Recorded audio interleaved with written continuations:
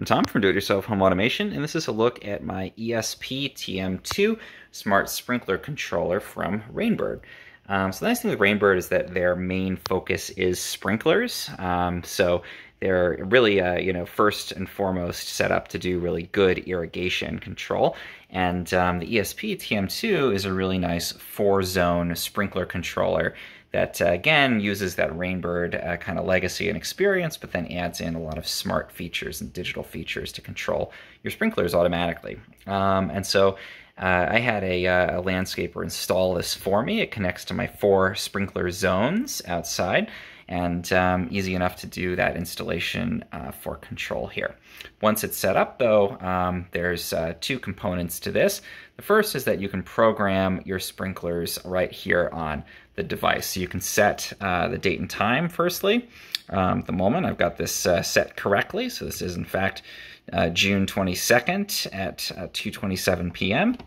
Then you can set up the times that you want to start and run your sprinklers according to the different zones there. So the start times, the amount of time you want to be running for. So each time now I'm going to run for 11 minutes. I can increase or decrease these at each of the different stations and cycle through my stations. Maybe I want to add a little extra because it's been pretty hot out, so I'll add an extra minute to each of those. And then I can choose the days of the week that I'm going to be watering. You can see I've got it set up right now to water every day, but I could go through and I can switch each day. So say I want to take a Tuesday off for my lawn, I can go ahead and make that switch in here. So really easy to set a watering schedule by, again, setting today's date and time, start time, run times, and the days of the week. I haven't tried the sensor watering function. I just use this, this programmed watering function. And you can also do a seasonal adjustment percentage here. So it's at the moment 100% for all of my stations, but I can adjust that if I want to. And then I can also do manual watering of all. So say I want to do, I'll go back to this, we can actually see some sprinklers run here. But I can do manual watering. So say it's a really hot day and I think that looks like the grass needs a bit more. Maybe I just planted a new tree and I want to, go in and do manual watering. I can do that. And then this is a nice function if you're having a party or something and you want to temporarily switch the sprinklers off so you don't soak people.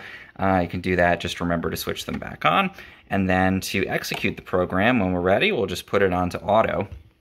And you can run that, and it'll go ahead and run your smart sprinkler program there. But the other really nice function here is that I can take this cover off. This is where I would connect up the wires for my different stations. And you can see I've got my link module on here. So this is again, a smart controller, so it is Wi-Fi ready.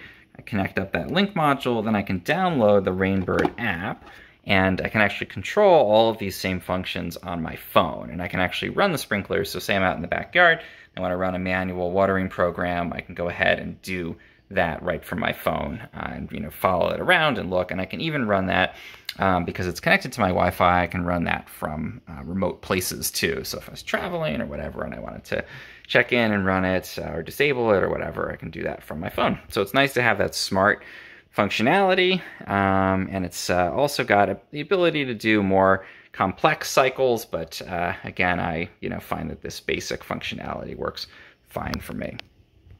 Okay, so as promised, I started a manual watering cycle. I'm going to do 2 minutes at each station. We can go see this actually activate my sprinklers. And there you have it. Lovely, very effective irrigation going on here. And it's nice to run a manual cycle from time to time because you can walk around. Normally you might run your sprinklers like I do at 6 in the morning, but you can walk around and have a look and make sure that all the different parts are coming up properly. There's no damage to the sprinkler heads. You're irrigating everything the way that you want to.